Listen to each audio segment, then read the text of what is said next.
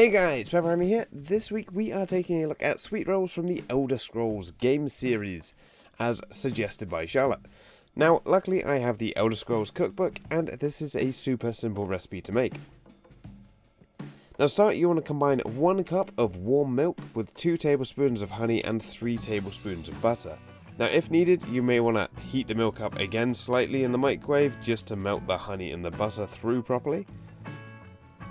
Then you want to let this cool down slightly so you can comfortably place your finger in it and hold it there so you're not going to burn and kill off your yeast. Now next you want to add in a pinch of salt and sprinkle over 2 teaspoons of dry active yeast.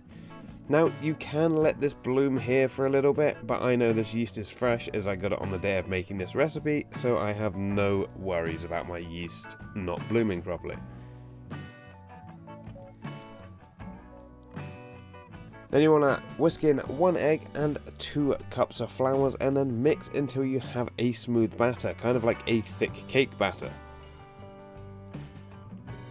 Now you want to prepare 4 small bundt pans with some non-stick spray or some butter, and then evenly pour your batter between the pans and let rise for 30 minutes.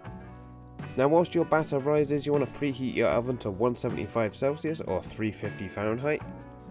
Then once risen, bake for 15 minutes until a toothpick can be inserted and comes out clean. Then let cool for 5 minutes, tip out and let cool on a rack.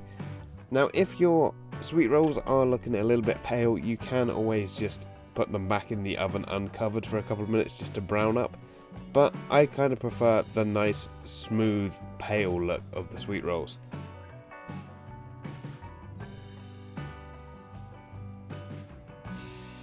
Now, whilst your sweet rolls are cooling, you want to make a cream cheese frosting. You want to beat together 1 tablespoon of melted butter with 2 tablespoons of cream cheese and around half a cup of powdered sugar. Now you want to make a nice thick mix, but if it is too thick, you can add in some heavy cream just to loosen it up a little bit.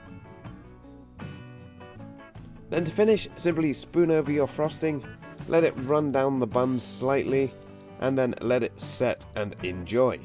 Now these sweet bready buns make a nice dessert or even a snack. They are just basically a sweet bread with a frosting on top. So nothing to complain about here.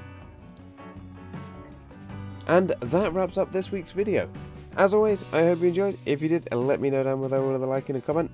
If you are new here, feel free to subscribe for free weekly cooking content, and I will hopefully see you next week. Thanks for watching.